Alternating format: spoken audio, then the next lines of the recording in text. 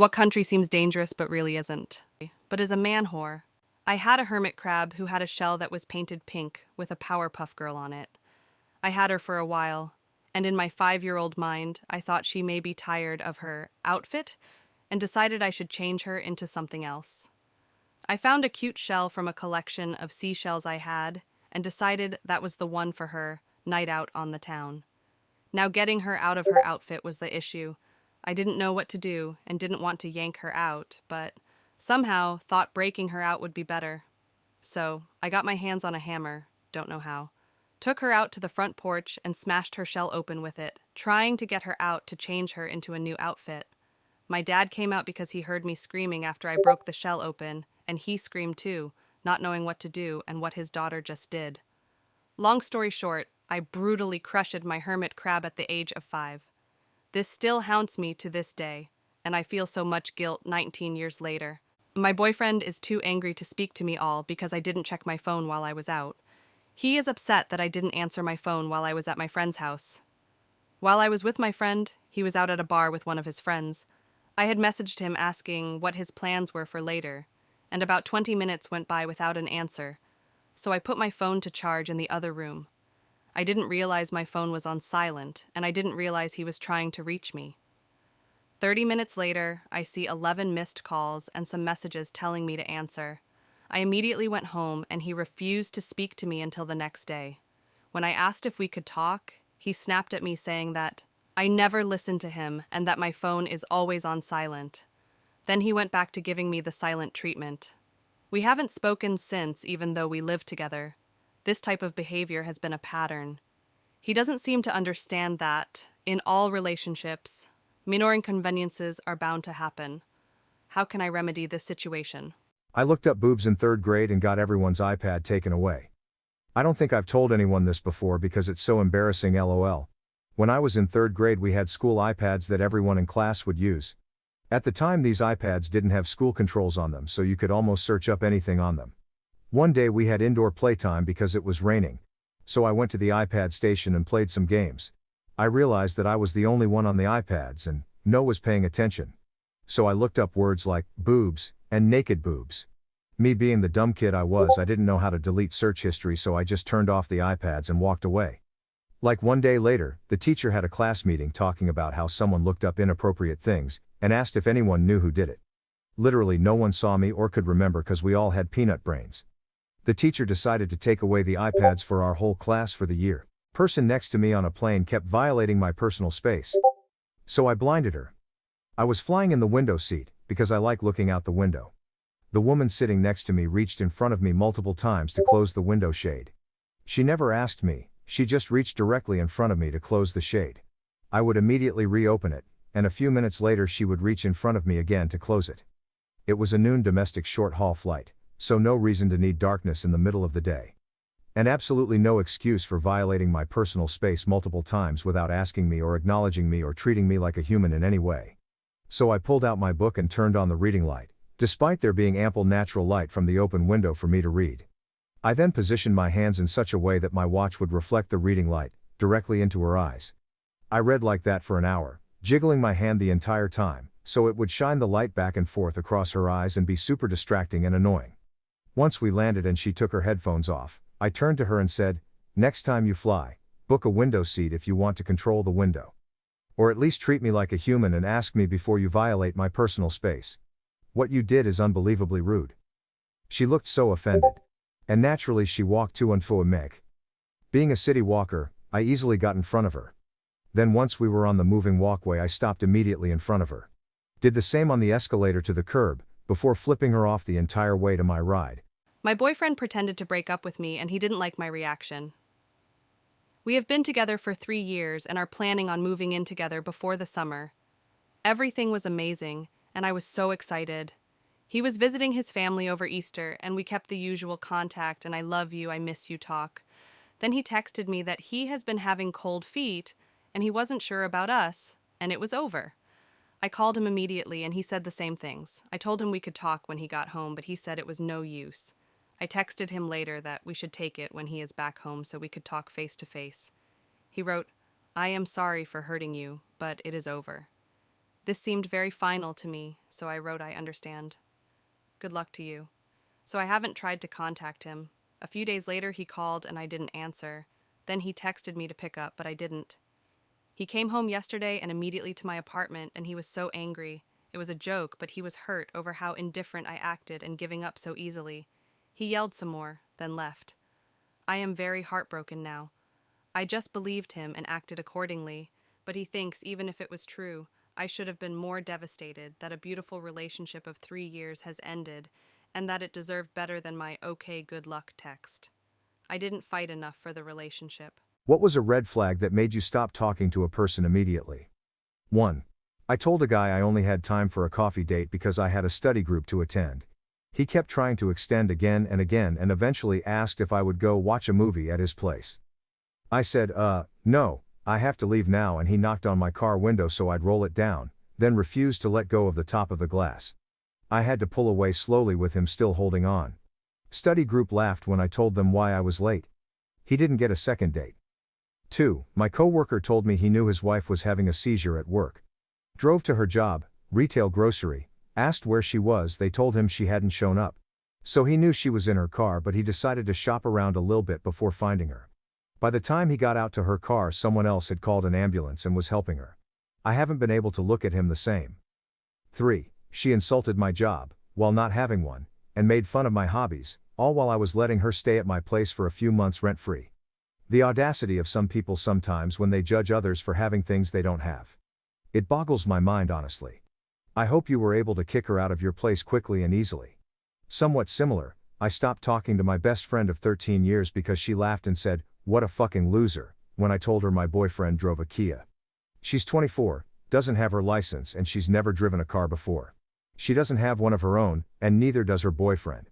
This was last year when Kia cars were being broken into and stolen left and right. And I was telling her about how it was the second time his car was broken into. My grandma's neighbor kept harassing her, so my mother took matters into her own hands. This story is not about me but my mom. I do know my mother is an asshole for this, but I also believe it was deserved, and it definitely counts as petty revenge. It starts when my grandma had to move to a new apartment because the old house got lost by rather tragic circumstances. The apartment was in a fairly big house in the city center, around 6 floors, with multiple apartments on each floor. This is where our main character, my grandma's neighbor, is introduced. This neighbor was making life their hell. She constantly harassed and terrorized the residents of this building. You could always hear her screaming in the hallway at other people and regularly called the police on others for practically nothing. Everyone that we ever chatted with in the building absolutely hated her, but were intimidated by her constant threats and obviously just wanted to live in peace. She had it out particularly for my grandma, framing her for losing or damaging community property and other things she could come up with that never happened. I don't remember everything, as I was pretty young at that time. But I often remember my grandma frustrated, angry, and crying over this woman when my family was visiting. The last thing I remember this neighbor doing is calling the police for yet another petty reason on my grandma, soon after she suffered her second stroke. I remember coming to visit her after an 8-day travel, we live in a different country, and seeing her argue with a policeman out of all things. My grandma died soon after because of her third stroke. Now starts the tragedy's second part. My mother was obviously devastated by the loss. Nevertheless, life must go on and she had to do something about the apartment. My mother owns it and she didn't want it to stay empty, so she decided to rent it. Before, it needed some renovations. My parents stayed there for a couple of weeks making arrangements for the renovation, and this is when they became this neighbor's new target. Police and local service visited practically every day. This woman was really creative with her accusations of what my mom could be doing wrong or illegally. Note that my mother hired a specialized company for interior design to do the renovations with her, so everything was done by professionals with little room for error. Didn't stop that neighbor. She also got my mother into multiple bureaucratic fights. The worst one is when she got my mom into big troubles with the local energy supplier, because she accused my mother to illegally use gas. This was actually a problem, because my mom actually unsubscribed from the gas, cause she renovated the apartment to run solely on electricity. There were more of such incidents. This woman really reached out to every authority institution she could think of to somehow frame my mother. Eventually, my mom had enough. She was tired of this constant harassment and she was obviously still resenting this neighbor for making my grandma's life so hard. She was still grieving. It was time for some petty revenge. My mother is not proud of what she did, but it did get the harassment to stop, and in this moment she was filled with rage. First thing she did is make her an account on some grandma sex website. You would be surprised how many young men have such fantasies. My mom flirted heavily with them online and invited them to my neighbor's address. Suddenly her screaming in the hallway was just music to my mom's ears when she was kicking out the confused lads who showed up in front of her doorstep with flowers. She also subscribed her to all kind of porn and sex toy magazines. She ordered the weirdest sex toys for her. The neighbor was livid. Of course she called the police and everything. But with her horrible behavior she had made so many enemies she couldn't find the culprit. Police also stopped taking her seriously because of her regular calls. It stopped the harassment. She was so occupied with her own problems she finally stopped creating them for others. I'm curious what you guys think about this story. My mom is definitely not proud of this and she didn't continue it for long. She feels bad, because she believes this neighbor must have had some mental illness to behave in such a way. She was just so angry. Personally, I don't really know what to feel about this. I am quite satisfied she got revenge for my grandma. What is a dead giveaway that someone grew up in an abusive household? 1. Me and a roommate were having a disagreement in the kitchen, and I absent-mindedly reached into a cabinet above for a plate to make a sandwich. The roommate flinched as I reached up. Yup. My wife will reach up to do something, and if I'm standing too close, I flinch even though I know she would never intentionally hurt me. 2. Apologize for everything that isn't your fault. Take blame for events around you that don't involve you. Do everything you can to minimize emotional outbursts of others. It's not great. Add being defensive and resentful and passive-aggressive. All the above, and this with a terrible self-image and lack of confidence to boot. Deep down I know that everything that goes wrong is not my fault, but on the observable, superficial level, because I'm terrified of anyone else's anger, I over-apologize, take the blame, and try to fix it. However, because the problem really isn't my fault, I'm very conflicted, and I will also try to defend myself, and resent you because I think you're blaming me. Whether you are or not. It's made my life a terrible mess, and it is a deeply ingrained response that's very hard to correct. My mother had a personality disorder, never diagnosed because she refused to seek treatment, and would threaten my father with divorce and getting full custody when he tried to get her to some sort of counseling. Being raised by a malignant narcissist will mess you up. What's a situation that most people won't understand until they've been in the same situation themselves? 1. Growing up in an abusive home environment. It's in the past.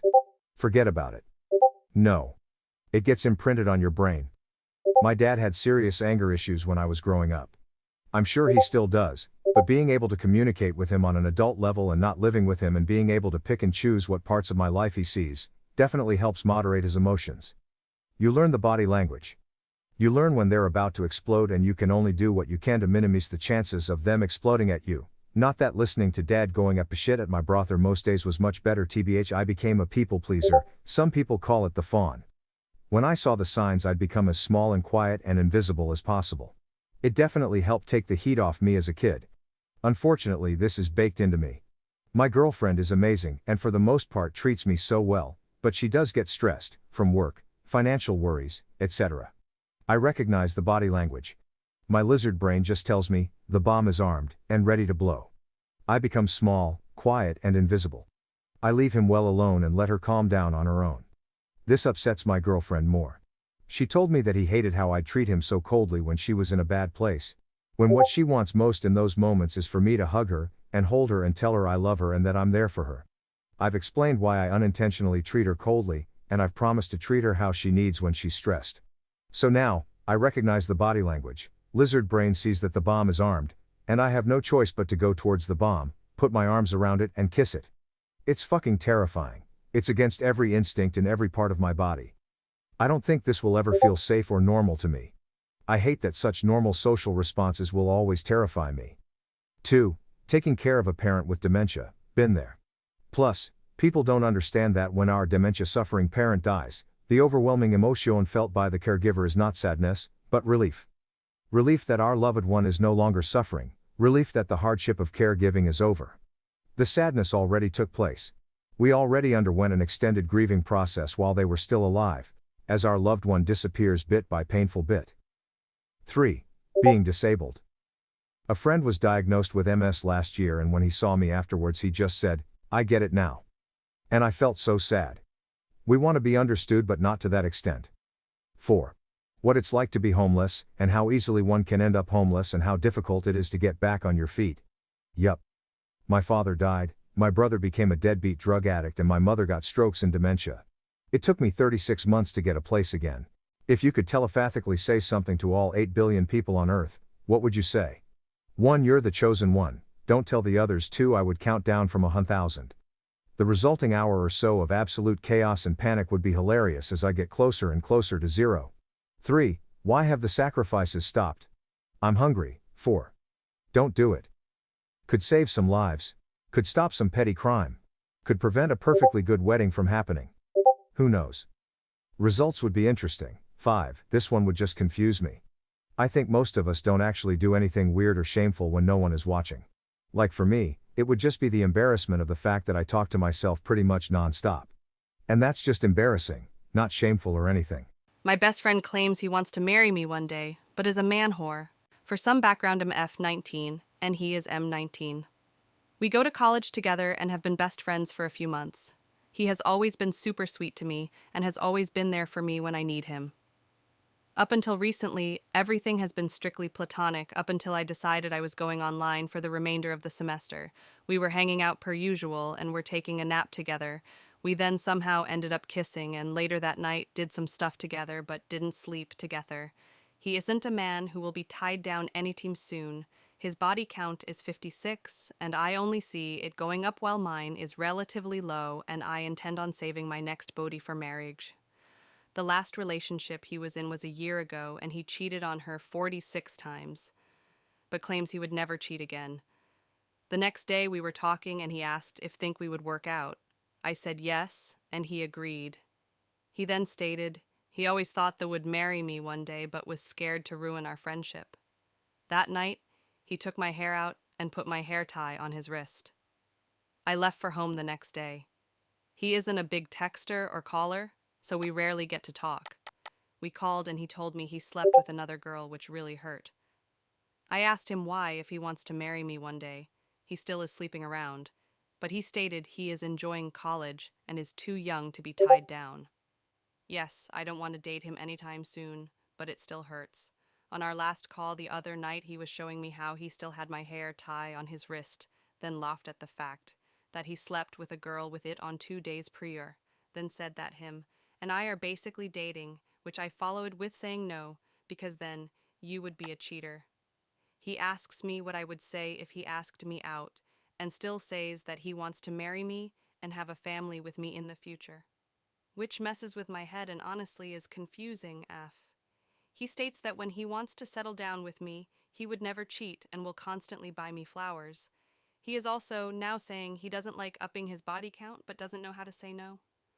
Do I wait for the hope of there possibly being a future us, or am I being delusional and he is just horny, and because we are good friends, he would settle down with me? I feel like if he was truly feeling this way about me, he wouldn't be as obsessed with women and sleeping around as he is, and that he may not be the one for me. Or am I just overthinking and should just wait and see what happens in the future? Because when I left, I realized I did actually have strong feelings for him. But his actions really hurt me. But we aren't even together, so I can't be upset. Please help me figure this out. He will probably never see this, but I can't thank enough the man who helped me yesterday night. Some of you might know, but yesterday France was hit by a cold wave, and even though I live near the mountains, my town was visibly not prepared. It snowed so much that by the time I got home from work, around 7 p.m., everything was covered by a thick layer of snow, melted in some kind of thick soup where the car passed. Problem is, I live in a very layered village, with very small inclined streets. Note, it is my first winter in this region. I used to live in Paris, so I am not used to snow. So, as I was making my way home, my car stooped moving forward because of the wet floor, and drifted backwards, and not only backwards but also sideways, heating toward the walls. Very slowly, but I could not stop it. I was on the verge of tears, to be honest, not really knowing how to handle the situation. I live alone, and my family is still in Paris, so no one to call for help. When suddenly, out of nowhere, appeared between the snowflakes this man. I didn't even see his face with the thick snow falling, his beanie and scarf. But without saying anything, he just made big signs with his arms to show me what to do, and push my car toward the other side. This went on for 5 minutes, and when I was back on tracks, showed me a spot to park, waited for me to do so, and before I could get out of the car to thank him, he was gone. I had to walk 15 minutes to get home, but it doesn't matter much. I don't know who he is. I probably will never know. But I am so grateful for his help when I had no one to help me. My boyfriend has started becoming more and more insecure about my height, and it's starting to drive me crazy. Throwaway, and for context, I'm 22F, and he's 23M. We're both about 5'8". I'm slightly shorter, so maybe he's 5'8.5". I'm tall for a girl. I was a shooting guard on the basketball team during my first 3 years of college. He knew this going into the relationship. We've been together for 7 months. The first 6 months were smooth sailing. However, last month we went to a more posh, bougie party and I wore heels. Of course, I end out being taller than him by a decent bit. So instead of telling me how pretty he thought I looked, the first thing he pointed out was, "Wow, you look way too tall in those." Even asked if I had a shorter pair of heels and then finally gave it up. I found that really weird and out of character about him. But that was only the start. Ever since that day, he busts me at least 4 times a week to assure that I feel protected around him. Literally yesterday he asked if I'd love him more if he was 6'0" plus. Whenever we take side-by-side pics, he gets on his tippy toes to make it seem like he's much taller than me. He also randomly lifts me up, which he can with ease, since he's strong and it catches me off guard every time. He tries straightening his back to the point where he looks weird. He's bought into some weird narrative that I see him as less of a man because he's not 4 inches taller. I've told him multiple times that I don't care about his height, otherwise I wouldn't have gotten with him. No matter how many eyelies I'll throw at him, and I mean all of them, he just can't stop talking about this issue. How do men get around without a purse? Don't you need stuff? While trying to downsize my purse, and pretty much failing, it occurred to me, how do guys manage without a purse? I've asked my brothers and they both said, because our pants actually have pockets. But there has to be more than that. For example, do you never need sunscreen? I've seen men wearing sunglasses. Where do you put them when you're indoors? No longer need them. Medication? Do you not get headaches? Hand sanitizer? During COVID, where did you keep extra masks? A pen? Tissues? Hand lotion? Portable charger? Any insight would be much appreciated. Aita for telling her that I'm never going to want anything serious because she's a single mom? I've been seeing this woman for around 6 months now. We met at a business event in the city after a mutual friend of ours introduced us. We kicked it off very well and soon after, started hooking up. She's a very intelligent and quick-witted gal and she's a catch in every sense of the word, but she has a child, 5 years old, from a previous relationship.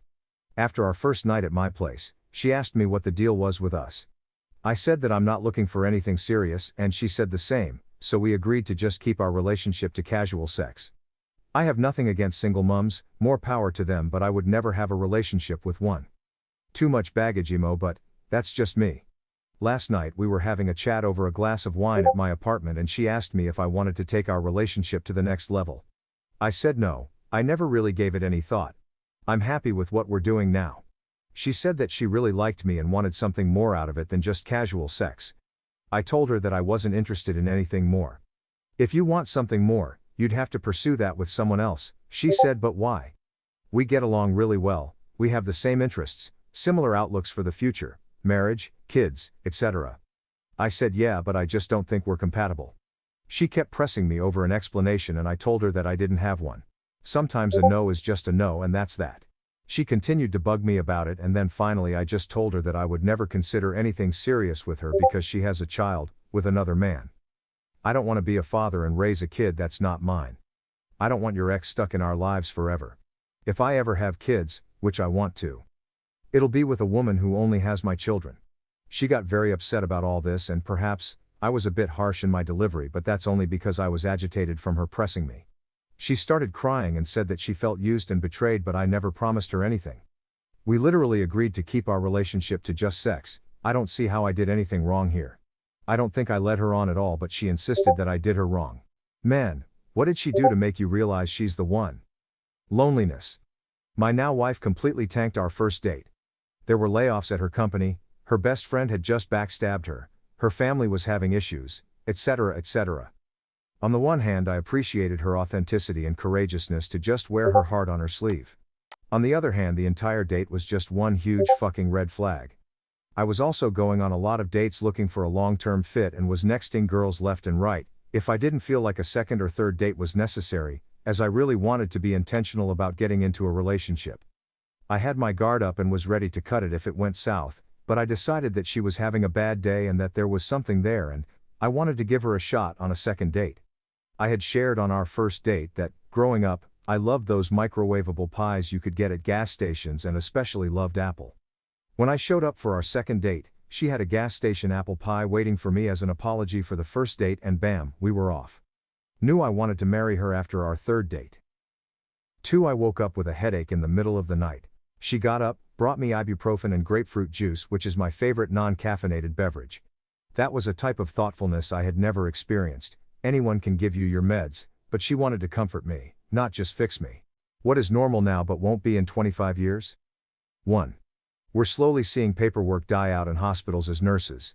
I often think about down the line when employees will think it's crazy I worked when they still used paper.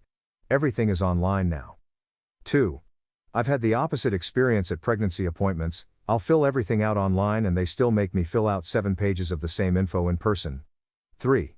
I was raised in the professional world by someone who believes in paper over everything, so I still keep paper copies of important things.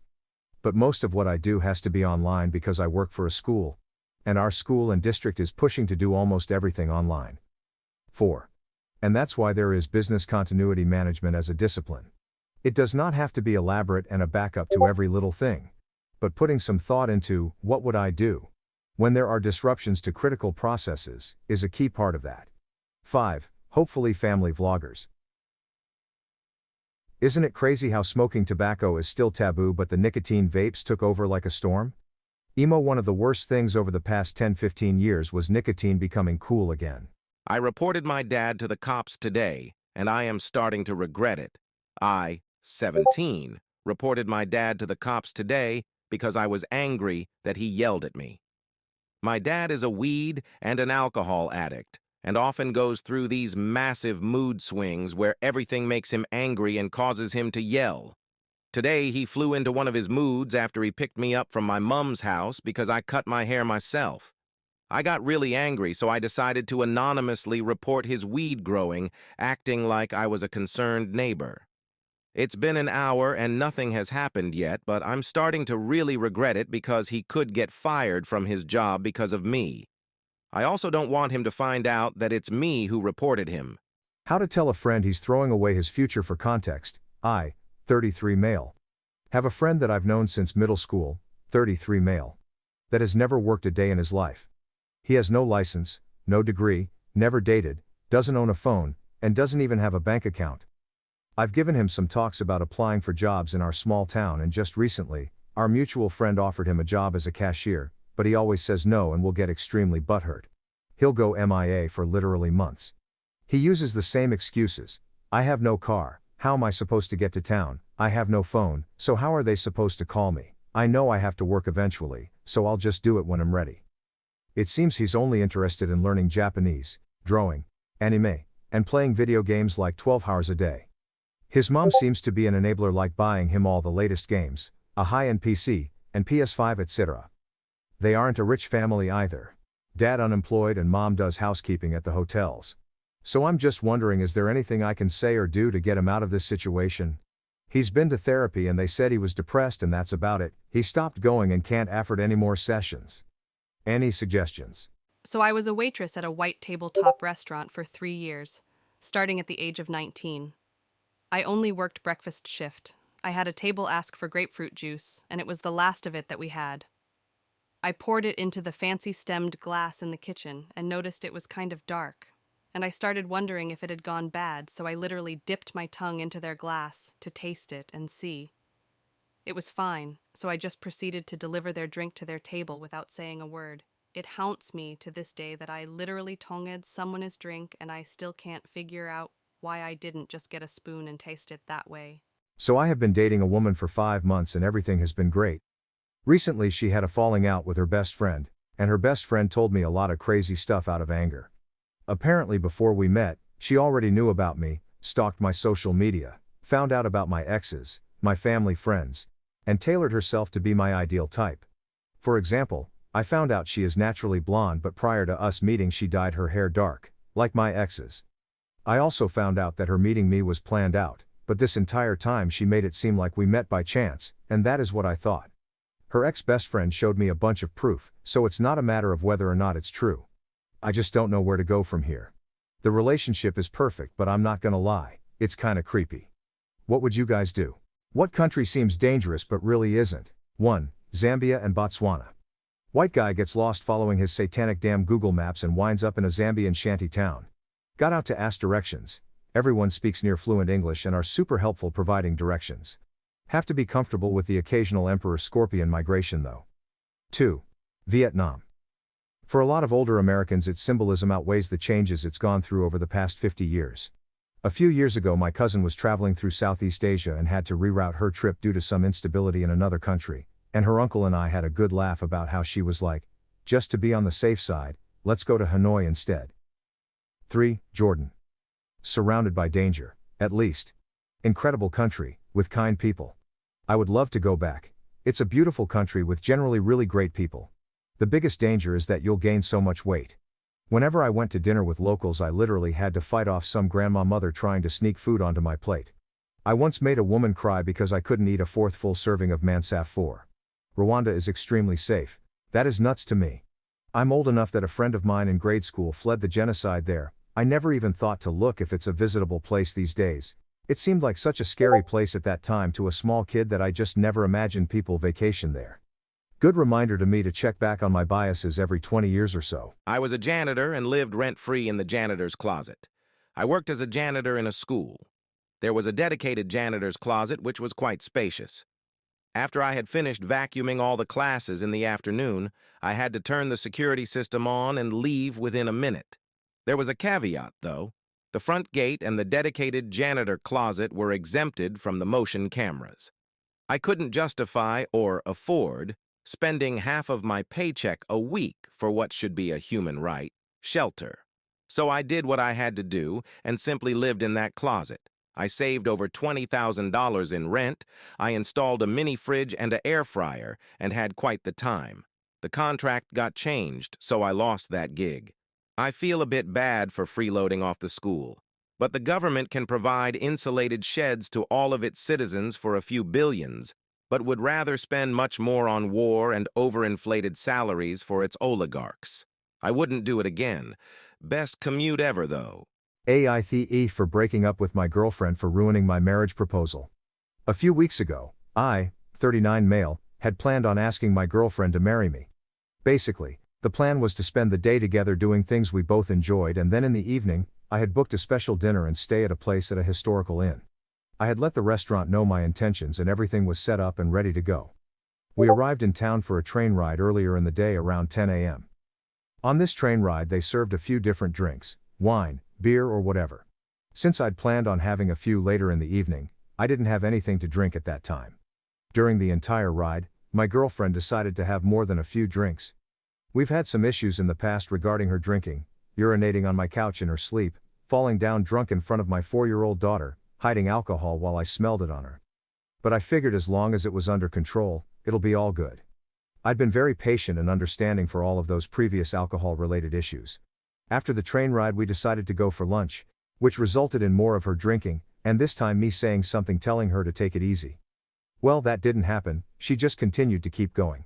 After that, we went back to the place we were staying, which was connected to the restaurant we were eating at. While in the room she continued to drink. I did my best to be polite and remind her we still had dinner to eat and things to do, but that didn't seem to matter. Finally, we make it downstairs to dinner. At this point I could tell she was feeling it. She again orders more alcohol, and as the waitress comes up to her to ask what she wants, she mumbles something and her eyes start to shut. The slurred words kinda drunk. This continued to get worse throughout the dinner, and she could not even finish her food. As the servers came up to us it just became more and more embarrassing. Finally, after not even being able to hold a conversation, I pretended I had to use the men's room and went to tell the waitress we were done. And I walked out completely embarrassed and upset. I decided that after multiple alcohol-related instances that this was the last one I'd be dealing with. I felt I'd given many chances and was very patient and understanding regarding her issue. After I broke up with her, she tells me it was always her plan to get help, go to therapy and fix these issues, and if I would have just stayed with her, this would have happened. Well, what about the multiple other issues stemming back almost 2 years? First I'd heard anything like this. There was never anything brought up to me, and at that point I felt it was too little too late and my patience had run thin. I'm wondering now if I did the right thing by calling it off, or if I should have known she was going to get therapy and seek help and I acted too soon. Again, none of that was mentioned to me until after the fact. Eighth, for not giving this another chance, and ending it after a ruined marriage proposal? I bit my son and I can't handle the guilt of my actions. I have 3 children, the older 2 being my fiancés from a previous relationship. I bit my youngest after he had been kicking, screaming and scratching for over 2 hours. I had just fought my older 2 with bedtime and was working on him finally, but I know when his mom, my fiancé, is at work, working overnights. But at the time I just couldn't figure out how to calm him down at all. I can handle the guilt of what I've done. I was abused and almost killed as a child, and knowing I lost my cool is killing me. What kind of monster bites their fucking child? I talked to my fiancé to let them know what happened and tell them that I will be seeking therapy to figure out new ways to cope with myself, and figure out better ways to be a parent. I'm afraid that I can't tell a therapist about what I've done because they'll take my son away from me. My fiancé should leave me and take the kids away, but they said we'd work this through together. I don't know what else to do. They deserve so much better than me and I want to give them better, but I don't know if I can take this guilt any longer. Edit. OP is dad. I understand this well, change a lot of viewpoints with me. A lot of your really comments were helpful, lots of resources to explore. I'm not going to give up on being a better parent than what I had as a child. AITA for leaving her after she stopped sleeping with me? I was seeing this girl for around 3 months. We were just seeing each other casually for the first 6 to 7 weeks, mostly hooking up at night. We met up almost every single night to hook up. After that, we decided to become official. After we became official, the sex immediately decreased. I mean, straight away. It went from having sex almost every night to maybe twice a week. I asked her what was wrong and she said nothing. I asked if I was doing something she didn't like or if I wasn't doing something that she liked, and she said no, everything is great. The relationship is great and the sex is great. I said, well, if the sex is so great, why don't you want it? She said, I do want it, we still have sex. I said, yeah, but it's not as frequent. Why did it drop so suddenly after we became official? I understand if we have sex less frequently as time goes on, as we get more comfortable with each other. I don't expect us to have sex practically every day for the entirety of our relationship, but why did it drop so suddenly? She just refused to answer. Anytime I brought it up, she got mad or started crying, stating that I only hung out with her for sex, and then I would drop the argument and console her. After that first argument, the sex dropped to 0. It's not like we were not intimate or affectionate. We were, but it would just never go past a certain stage. We hung out a lot outside the bedroom and spent a lot of quality time together. For e.g., we would be making out on the couch, and I would go to take her clothes off or go to finger her and she'd get upset. Then she would give me the cold shoulder and I would apologize, and then we would move on. After a while, I just said, fuck it, I can't deal with this anymore. I am horny, I need to have sex, and I'm just getting nothing. Every single time I initiate something, I just get rejected. I went over to her place and I said, look, it's over. Let's just see other people and move on. I went around her apartment, grabbing all my things. She was super pissed, cussing me out and saying that I never cared for her and the only thing I ever cared about was getting my dick wet. I said, well, guess what? Getting my dick wet is important to me. You don't get to tell me what should be important to me. Am I the a-hole for digging in my heels about sex in a prenup? I honestly can't believe I'm asking this. But my boyfriend has gotten so mad that I'm feeling a little crazy now. Both 34. He had a terrible marriage before me that ended in a dead bedroom, and he's determined to never go back to that life again. Understood. I think that sucked for him to experience. So now he wants a prenup and literally write in the prenup that we will have sex X amount of times a week, or else I get absolutely nothing in the divorce. I had already agreed to a 50-50 prenup of marital assets, and we keep what we came into the marriage with. Now that's not enough for him. He wants me to prove that I won't stop having sex with him in the future. I tell him I can't prove the future, and putting something in writing doesn't prove that. Now, he says, I must have a guilty conscience if I won't sign these terms, because if I'm so certain it won't happen, then what's the problem? But to me, it makes me feel like a sex slave and not a loved wife or partner. I hit a guy in the face tonight after a guy lied to me when I needed money to not be homeless anymore. 24. I'm in pretty bad life situation right now. Living homeless because while ago I wanted to help someone and this person stole from me and I ended up on the streets with time. I got offered help in different country, but I needed money for the ticket. It's been a long time since I had hope for a change of that situation I live in, and since in my country there is no hope for help, etc. I decided that I have to do anything to get the ticket and travel there and start a new life. I decided to meet up with a guy for money. I knew it was a risky decision to make, but I was desperate. The guy lied obviously and had no money. I got really angry, I cried and then punched him in the face and then just left. It was first time ever when I did something like that. I felt terrible and disgusted that I did that. I tough for having sex with another person after my wife wanted to open up our marriage? Hey guys, so my wife, F30 and I, M33, are married for 8 years now. We had a fair bit of ups and downs during our marriage. 5 years ago, I found out that my wife has cheated on me with a man she knew from Tinder. She has told me that after they hooked up 3 times or so. First, I was shocked and wanted to divorce, because cheating is a no-go for me. However, she told me how sorry she was and that she only loves me and she was really trying her best to show me that I can trust her again, and I did. Now let me introduce to you my wife's best friend, Chris, M31. They've known each other for 15 years or so, and whenever we had issues, she always ran to him to talk. Chris is single. He has had some relationships, but it never lasted that long. I know he has feelings for my wife. He is always telling me that he wants a girlfriend that is just like my wife and keeps telling her that I do not deserve her. I never thought much about it because in my head, Chris is kind of a bootlicker, and I never thought that he had a chance at my wife. Fast forward 6 months ago, we again had our ups and downs, and my wife shocked me with the suggestion of opening up our marriage. I was shocked and immediately told her that I don't want that. At this point, we did not have sex for like 8 months or so. She was never in the mood. And after trying many times to have sex with her, I just kind of stopped because I did not want to push her. I love sex, and being sexless for 8 months made me really unhappy. So the more I thought about her suggestion, the more I wanted to try it out, so I agreed.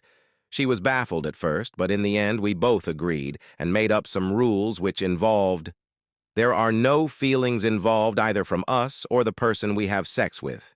No sex in our apartment. We tell each other when we have sex with someone else. We always use protection. I have a co-worker, F28. Let's call her Sarah. She is a very flirtatious girl, and I always thought she was a bit into me. One night after our shift ended, we walked to the bus stop together, and I told her about the open marriage thing. She was immediately all ears and was very interested. She joked about that. If I want to shoot my shot, I can always ask her. So I did.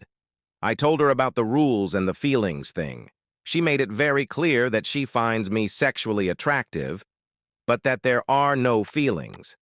The next day, I talked to my wife about my coworker, and she told me I can go for it. Some days later, I went to Sarah's place and we had sex. It felt good, but it was not the same feeling having sex with my wife. The following days, my wife was really quiet, and we did not talk at all. I knew something was wrong, so I confronted her. I thought maybe it was because of me having sex with Sarah. Oh boy, was I wrong. She has told me that Chris and her had sex. After hearing this, I fucking screamed at her, and we got into a huge fight. Not only did she break the rule of not telling me when she has sex with someone else, she also broke the first rule about the feelings. Her excuse was that we never made clear when we should tell each other when we have sex with someone else, before it is happening or afterwards. But what really tipped me off was that she was trying to convince me that Chris has no feelings for her. In her eyes, I was overreacting way too much. I did not talk to her for 2 days now, and am staying at a friend's house in my head. I keep thinking that Chris is somehow manipulating her so she separates from me. So am I the a-hole? I, 18F, had a best friend. I will call her Dara, 18F. She was an amazing best friend. I have known her for a while, and we have both seen the most open and vulnerable sides of each other. I already know from the title that what I did was horrible, and I am not trying to justify what I did. I just need a place to get it off my chest, because the guilt has been overwhelming. Ever since I was young, my family was very hostile growing up, and from a young age, I would steal small food or snacks at stores as a means of survival. Throughout my childhood, I was told by my mom and dad that I never deserved anything, that I was garbage and trash, and I shouldn't have anything in life. Because of this, I developed a case of kleptomania. I began stealing hygiene products like body wash, soap, and deodorant from stores because they were seen as a luxury in my parents' eyes, and something I didn't deserve. Eventually, it became worse. I would begin to steal makeup and other things, and feel horribly guilty after, and then do it again. This cycle happened for months and months. I tried quitting many times. I would constantly starve myself and stay up staring at the wall, wondering what is wrong at me, why I am so demented that I can't stop stealing. It has been a problem for a long time. Fast forward, I am at Dara's house. Dara had a lot of makeup, like 10 foundations, 10 highlighters, 20 lip products, amount of makeup, most of which she didn't use. I don't know why in my head I thought, wow, maybe if I take this one product, she won't notice. But the entire night I felt so guilty. And later, she noticed the product was missing and started asking me where it was. I felt like I was already in too deep. If I told her I took it, she would have been upset and never speak to me again. So I didn't say anything. I feel horrible. It was very special to her. It was a gift and was so important to her. But in my head, I felt I was in too deep, so I didn't say anything. I don't know why I didn't just put it back. I feel so stupid and ashamed. The next day she found it in my bed, and she was so upset. She yelled at me, said I betrayed her, and that I'm a horrible friend. Like and follow for part 2. Men, what are creepy things women do that usually goes unnoticed? 1. Women stalk. They stalk like hell, but it's typically seen in a very romantic light. Which I don't really have a problem with. I just wish people would acknowledge it more often because it happens a lot, and a lot of them are creepy when doing it. 2. I've politely declined sex and been struck and had homophobic slurs screamed at me. Some women don't handle rejection well, many men don't either, so I'm not taking sides. No one should be attacked for not wanting to bang someone. 3. My older sister's friends would get drunk and come into my room and put on my underwear. Then bragged about it to her friends at school. Also, when women call me gay for not hitting on them. 4. Physical abuse. I am 6'3", 240, dating a girl who was half my size and would constantly strike me. Even my friends laughed about it. She ended up breaking my orbital bone and then no one found it funny. AITH for not letting neighborhood kids swim. We have lived in our new house for over a year now. When we first moved in, all the neighborhood kids would ask to come over and swim, and I would let them. Then they started coming over all the time. They were always in our yard, and they started going over our fence to get on our decks. I told them multiple times they were now allowed over here when no one was here. They would sit and watch us swim with their swimming stuff on with towels in their hands. I have 4 kids, but honestly, I don't want to be responsible for other kids on my time off. So we started telling the kids that, no, we are having a family night. The kids are ages 7, 10, and their parents let them run around by themselves. There's 4 of them from 2 different houses. They also started coming over when we cook out and asking for food. We already have 6 people, and I asked the kids if they had any allergies and they needed to ask their parents if they can eat. They came back and said, yes, we can eat whatever you make. That's hard for us because we have 6 people eating already. I will give them some food, but I asked them if they had food at home and they said yes, and I told them if they were still hungry, they needed to eat at home. Now things feel super awkward with their parents, who I really didn't talk to much before, but they would at least wave at us. They won't even look our way now. ATA. For telling the neighborhood kids they can't come and swim and eat. My boyfriend's daughter, 8F, had the audacity to tell her school and friends I'm her personal servant, and I'm an unpaid nanny who lives with her dad. But I am so livid that my boyfriend's daughter would try to brush me off as some nanny or hired servant, and my boyfriend or his daughter's mum can't pick her up due to my boyfriend being ill and his kid's mum's car has broken down. I understand I'm not her parent, but I do want her to be civil, at least as her father's girlfriend, since they are also in my care during his custody time, and I help look after his children. It feels like even a personal servant, maid, or a unpaid nanny get more respect and taken more seriously. I don't usually pick her up, but she was feeling sick and no one else was able to pick her up. My boyfriend's kid's mum went NC with her parents, so they can't pick her up. And there's a virus going around where I live.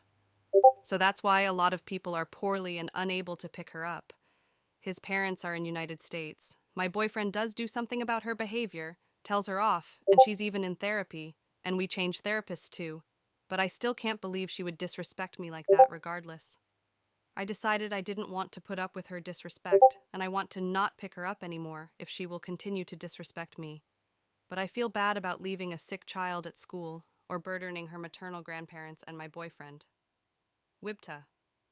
If I stop picking my boyfriend's daughter up, edit to add, but I also want to add that I am on the emergency contact list.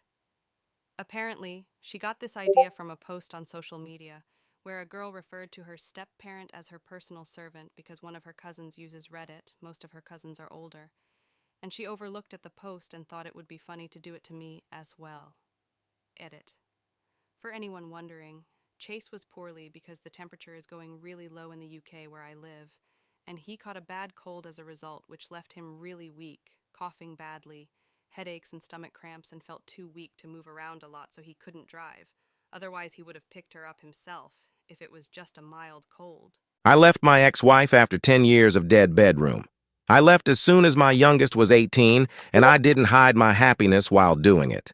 I threw a ditch the bitch party, and I wake up every day since then, with a smile on my face.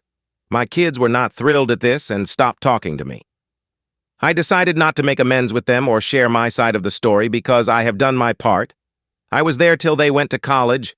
If they need me, all they have to do is ask. But I am 46, and I plan to fill my life with as much joy and happiness as I can. I just don't have enough time left to try to convince my kids to not hate me. I asked for divorce 1 year ago, and 2 days later, I met a woman online. My plan was to remain casual. That didn't pan out as I planned because this woman became my GF pretty fast. Apparently, my ex has been feeding lies in my kids' minds that I left her for my GF and I was already cheating on her. My daughter, who is the oldest, started messaging to my GF on IG, saying bad things to her, how she is a home wrecker. I asked my daughter to meet me and talk to me directly instead of harassing my GF. I bought her dinner and told her that I never cheated on her mother. Which honestly I regret. I should have cheated on her. I wasted my time suffering. I told her about dead bedroom and how she didn't put effort in our relationship. She is 22, so I think she can handle it. She asked me why didn't I leave her mother before, and I told her that I had this notion that I should ride it out until kids are 18. I thought that was right thing to do, but I am not sure anymore. What I do know is that I don't want to think about it. I want to look forward to my future, and if she wants to hate me, she is free to do so. I seriously do not have any plans to convince her otherwise. I want to spend rest of my life with people who wants to be with me. I really don't have any plans to convince others to be with me, even if they are my own kids. So if she wants to spend time with me, my doors are always open for her and her brother, but she can't harass the woman who makes me happy.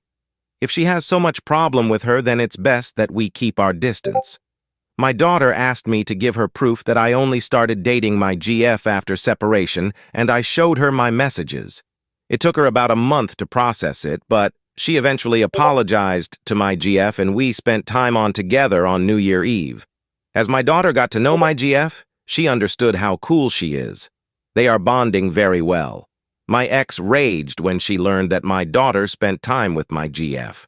My daughter told her about what I said and told her that she does not blame me anymore and want to move on.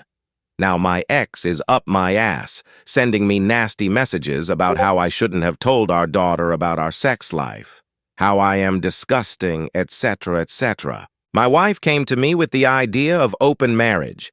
I seriously thought she was joking, so I was humoring her, but the realization hit me that she was serious. I asked her whether she is seriously asking me if I will be okay with her fucking other men. She started talking about BS. She read on blogs and books she has ordered blah blah blah. I barely registered any of it. I sat there in silence watching her talk in excitement about it, like she has discovered gravity or something. Then I lost my patience. I told her to shut up and listen to me carefully. I said the moment she is fooled by another man, she will become too disgusting to be allowed in even same room as me. Last thing I registered was her pale look. I went to the bedroom and locked her out. I took some Xanax to calm me down and drifted off to sleep. I don't remember anything else from that night. Next day, I woke up and for a moment I thought everything was okay, then it came back in full force. I crawled out of my bed and tried to muster up some calm. She was in the living room with swollen eyes and tried to backtrack on it, said she was sorry and she wasn't thinking straight, blah blah. I just told her that I am leaving her and I am not going to change my mind, so do not waste your breath. She made the excuse that it was open discussion, and if I had refused, that would have been the end of it. I told her that I don't really fucking care. She is not someone I want to call my wife. If she wants to fuck other men, I am setting her free to live her life as she please. She wants another chance. She wants to go to therapy. I don't really care for it. She tried to tell me to give her another chance for the kids, and I was like, don't go there. Eta. I'm in complete shock at the moment. My hands are shaking, even writing this. I'm on a burner due to the nature of this post. I don't want anyone close to me knowing yet, as it's still fresh. I found out my husband of 11 years has been living a double life and has been doing something so disgusting I can't even fathom how this was getting past me in my own household. I feel so ashamed and so embarrassed. My husband is a truck driver, and more times than not, he'll be out trucking for months at a time. He doesn't have to be, but he reassures me, telling me that it'll help to make us more money. I thought nothing of it until recently. I feel so stupid because I didn't put two and two together that he's been making the same amount of money since he first started trucking. He wasn't out months at a time back then. He hasn't made more money. So where's that extra time went to?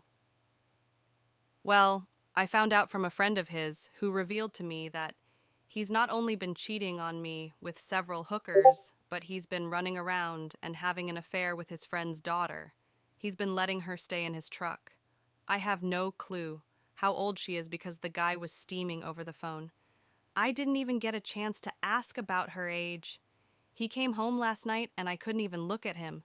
I was disgusted. I made him pack his stuff and told him to leave. He's been calling and texting nonstop saying he's out in the freezing cold in his truck and he doesn't want to get a hotel because of her. All morning he's been banging at the door, and a part of me feels bad because of the weather. I just don't know if I want to let him in. The other part of me just wants to leave him to the wolves and the elements. He keeps saying he wants to be at home because he works hard, he's cold, and he wants to explain. I, 18F, had a best friend. I will call her Dara, 18F. She was an amazing best friend. I have known her for a while, and we have both seen the most open and vulnerable sides of each other.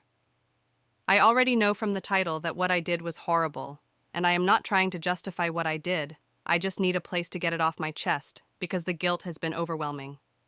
Ever since I was young, my family was very hostile growing up, and from a young age, I would steal small food or snacks at stores as a means of survival. Throughout my childhood, I was told by my mom and dad that I never deserved anything, that I was garbage and trash, and I shouldn't have anything in life. Because of this, I developed a case of kleptomania. I began stealing hygiene products like body wash, soap, and deodorant from stores because they were seen as a luxury in my parents' eyes, and something I didn't deserve.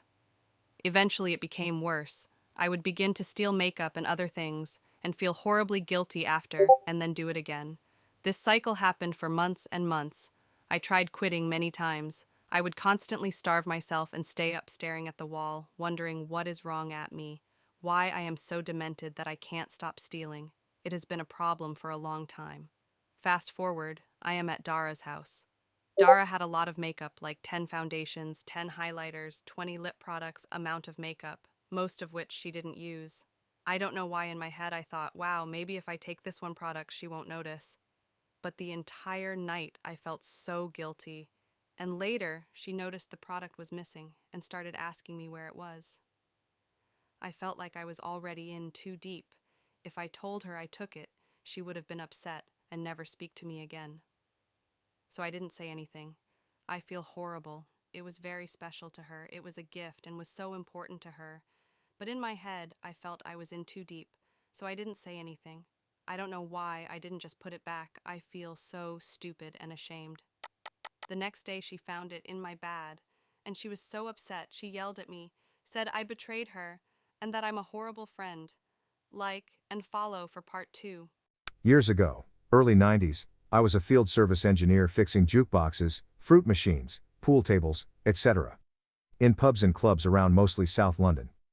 Anyway, summer holidays are here and I go to a pub off the Old Kent Road to fix a Play Choice 10 machine, basically a NES and an arcade cabinet that had 10 games to choose from and was based on time rather than credits. So you could play all 10 games as long you had enough time left. This pub had a kids area with a pinball machine, football table and the PC-10 in it. Simple job really, a couple of buttons not working, quickly replaced all the while being watched intently by a group of bored kids. As I'm doing this, the landlord offers me a drink, Coke, as it's bloody hot and I accept. After sorting out the buttons I power it up and press the free credits button and ask them to test it out for me, saying that they've got to try out all the games, and they're made up. Loads of thanks, mister, etc. Now I could have just carried out a self-test in about a minute, but these kids looked bored as hell, so after drinking my drink, I clocked up about 3 hours of gameplay, then locked it up. As I was giving my service docket to the landlord at the bar, one of the kids, a little girl, ran up to her dad sitting at the bar and excitedly said how the nice man had given her and her friends loads of free credits on the machine. This guy has loads of his mates at the bar and picks her up saying how she's the apple of his eye, and looking straight at me, says, as long as you don't bring one of them home when you get older. Now his mates are looking at me all embarrassed, and I look at this guy and I think to myself, am I gonna let that slide? Fuck no. I put my toolbox down, walk up to the machine, reach behind, find the power switch, flick it off, wait 10 seconds and switch it back on again. Machine powers up, all the time credits gone. I walk back to the little girl still sitting on her dad's lap, look at her and say, you can thank your dad for that, and walk out. On the way out I hear 2 distinct sounds. The sounds of laughter coming from his mates and the sounds of a load of kids crying. Fuck racist parents turning kids into racists.